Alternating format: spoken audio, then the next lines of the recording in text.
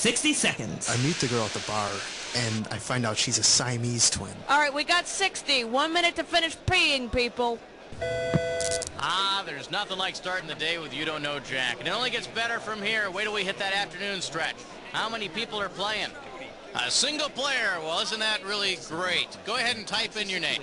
Oh, yeah. Hey, I need to know if you want to play a game with 21 questions or a game. I'm on it. Briefs and, 30 seconds. The speedo thing. You have the letter B as your buzzer. That's B as in Bridges of Madison County. 20 seconds. Hey, is something wrong with the chroma key, or is Schmitty just holding his breath again? 20. Hey, when a question pops up, you gotta buzz in. Then you pick your answer on the screen and hit the right number on the keyboard, all right? Follow me? It's real easy. 10 seconds. Good luck. 9, 8, So now you've got 7. order for the All right, 6, we're going. Lose 5, the desktop. 4, Go to black. 3. Civil War Battles of the Network Stars, coming this fall to PBS.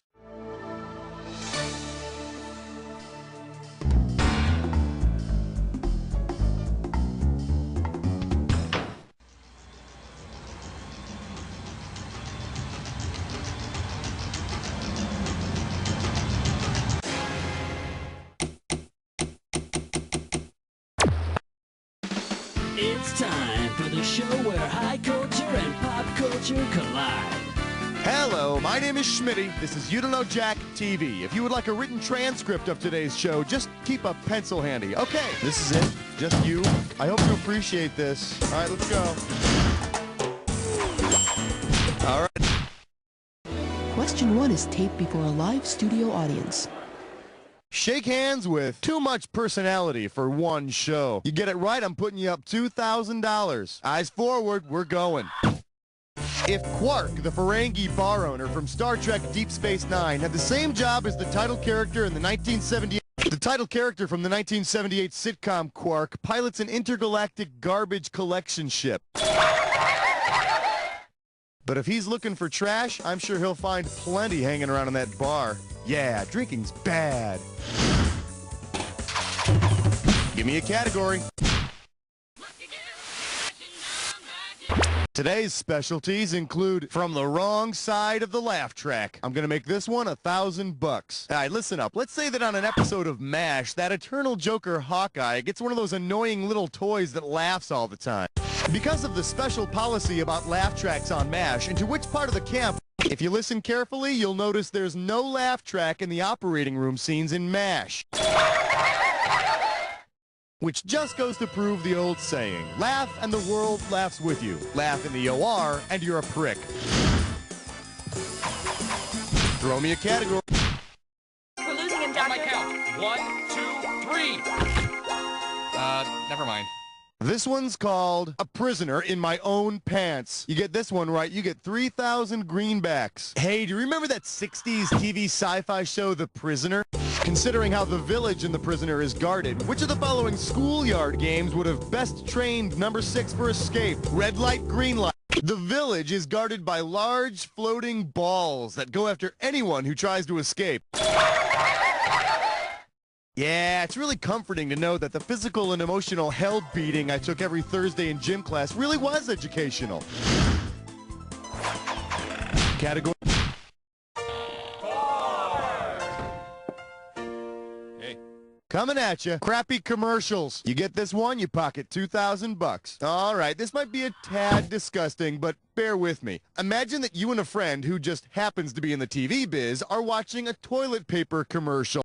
The ad shows a man sitting on the toilet. A border then moves across the screen, replacing the shot with another scene of the man smiling after he's finished. What might your friend say? Did you see that flush?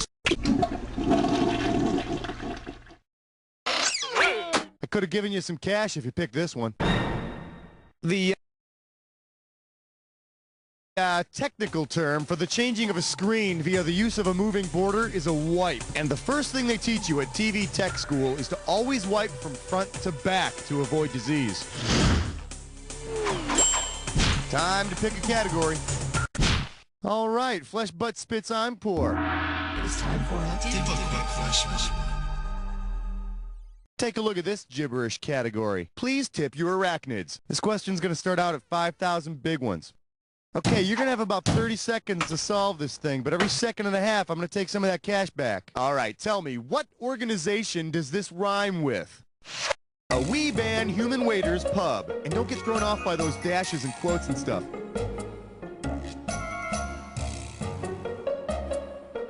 First clue, it's a boys club. And it's not the YMCA. It's a boys club featured on the Little Rascals. Last clue, it's a woman haters club.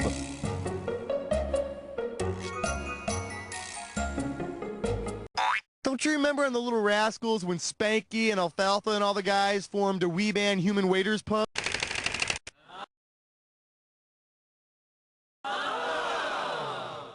Yeah, those crazy young men of the Our Gang comedies. They sure hate women, huh? Now you know why they call them Spanky.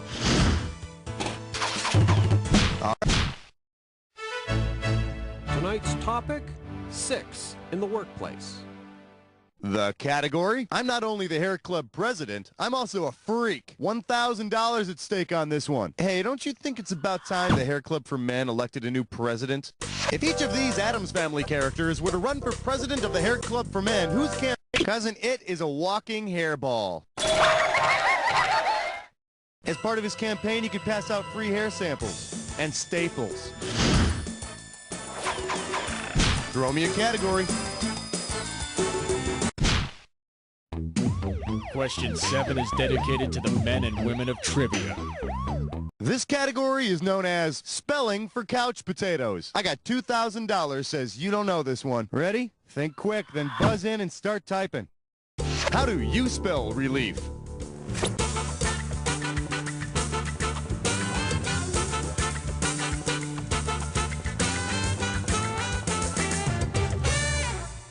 Too bad you didn't type this. R-O-L-A-I-D-S. Now, how do you spell clueless? Give me a cat.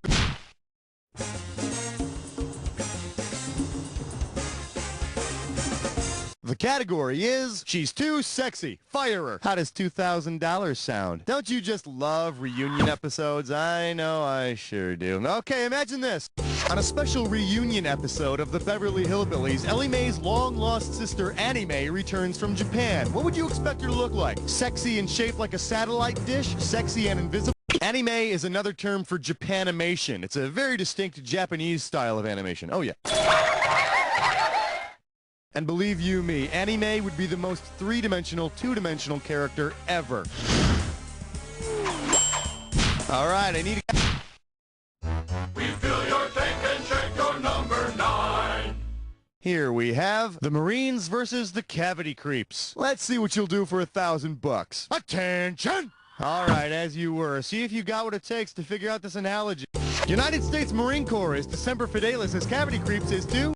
The Marines' motto is Semper Fidelis, and the Cavity Creeps from the Crest toothpaste commercials had the motto, we make holes in teeth. And the Pentagon has revealed that Ronald Reagan was planning to build a space station to train Marines in fighting Cavity Creeps. I think it was all those jelly beans he ate. Category, please.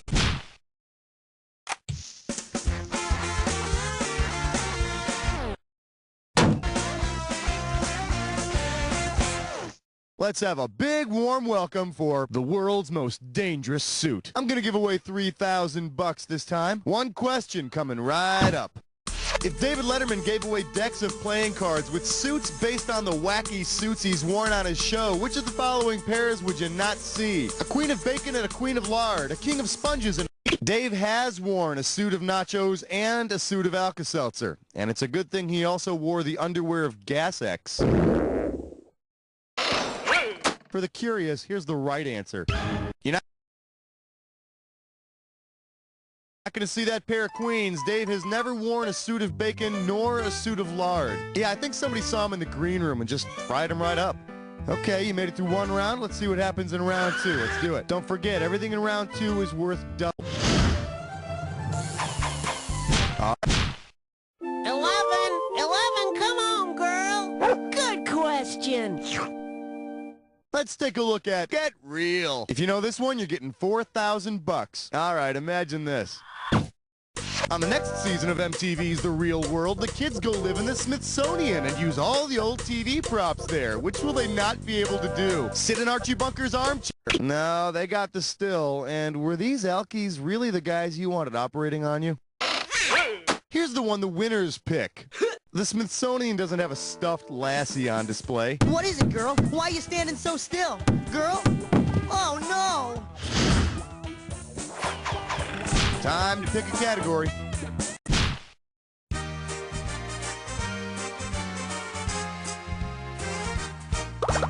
I believe this one is called One or the Other. 4,000 big ones for a right answer here. Okay, suppose the FCC cracks down on the illustrator of the Cosmic Cow comic for drawing the cow with an obscene udder. Considering the TV show Cosmic Cow is from, what complaint was made to the FCC? Those teats are too close for In Too Close for Comfort, Henry Rush is a cartoonist who worries that Cosmic Cow's udder is offensive. I don't know. I don't see how anybody could complain. Cosmic Cow's udder was so nice and plump and pink and had those 4 great teats. Oh, yeah. Throw me a category. 13! All right, give it up for must do what head in box tells me. Sit up straight. This one's going to be worth $6,000. All right, pay attention here. You check out the following letter and choose which person it was most likely addressed to. You were right. My parents were out real late on New Year's Eve, so I didn't even wake them up when I got my dad's wallet. Enclosed are all the little green... On New Year's Day, 1965, Soupy Sales told kids to get little pieces of green paper out of their parents' wallets and send them to him.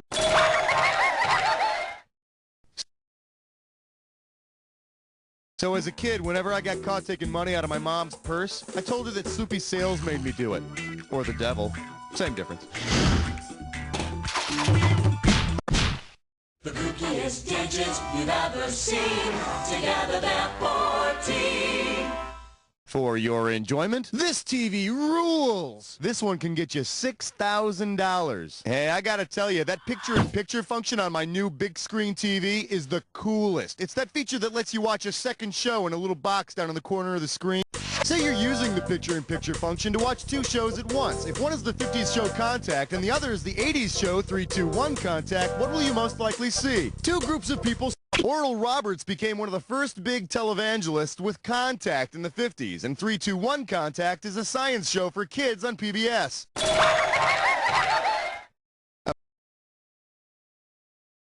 Okay, so why is it that Soupy Sales gets in trouble for jokingly telling children to send him their parents' money, but Oral Roberts gets off scot-free after asking for a buttload of money from God's children?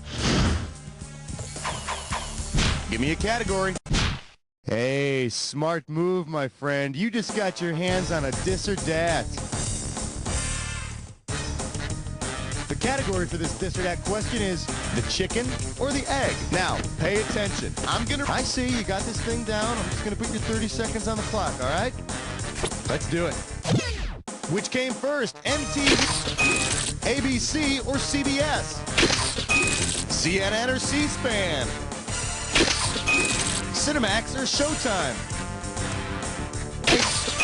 USA or TNT? Fox or TBS? Last one, BET or TNN? That's all she wrote. Only one wrong. Pretty damn good, cowboy. Let's put that into your total. Yeah, you're welcome. Okay, let's keep going.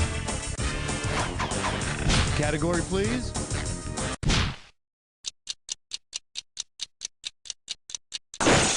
And our special guest tonight, Hot Detectives, brought to you by the letter W. You get a right answer, you're walking away with $4,000. Okay, you know how sometimes shows will have crossover episodes where characters from other shows will make an appearance? I gotta tell you, I hate that kind of bald-faced ratings ploy, especially when it goes wrong. Horribly, horribly wrong.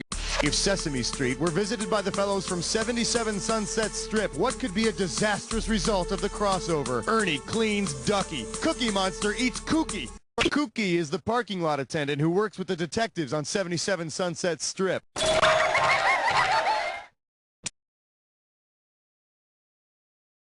words. Got milk?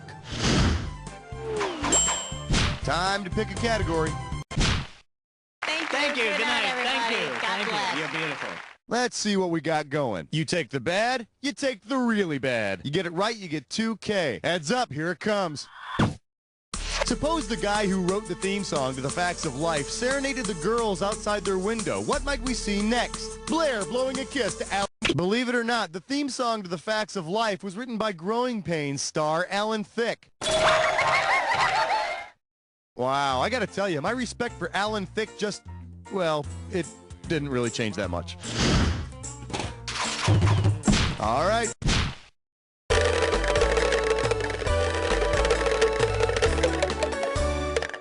For your viewing pleasure, Petticoat Junction Junction. $2,000 for correct answer. Well, looky here. The Schoolhouse Rock gang might change their old Conjunction Junction song to include the cast of Petticoat Junction.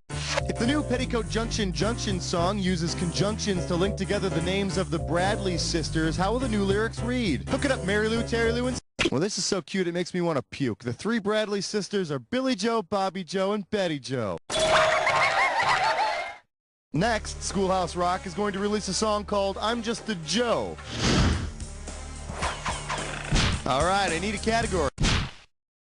Minty cool, minty fresh 19. Open wide and get ready for, it would have to be on a premium channel. Heads up, this one's going to be $6,000. Put it in gear, because here we go. If there were an Alien Nation spin-off that focused on the newcomers' reproductive practices, what would it be called? Father Knows Breast, Make Room in Daddy, My Three Dads, or America. In the third trimester, those disgusting freaks in Alien Nation actually transfer their babies from mama's belly to daddy's. Just think, all those beer-bellied scumbags you see walking around the street might actually be carrying otherworldly cargo. Let that be a lesson to you. Throw me a category.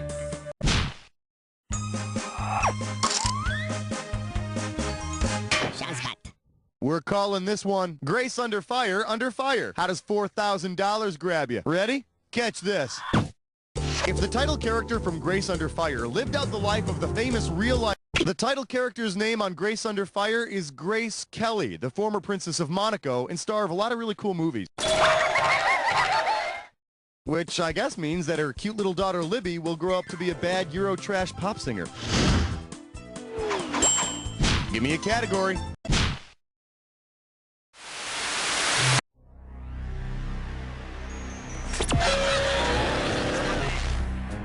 Oh, you already know the attack. Well, don't let me stand in your way. I'm sure you'll have a lot to talk about. TV royalty. Now, if all the peasants are ready, let's jack.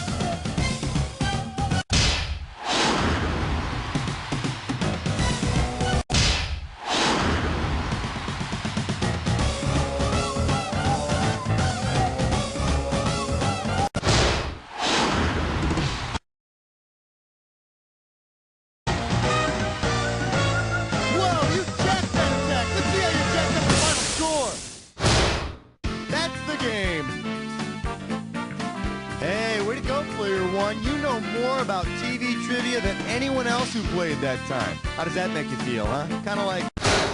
You don't know Jack!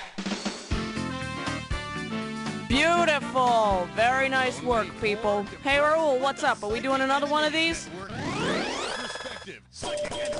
Congratulations, player. You got the high score. See, it pays to play with yourself. If you'd like to play with yourself again, let me know when you're ready.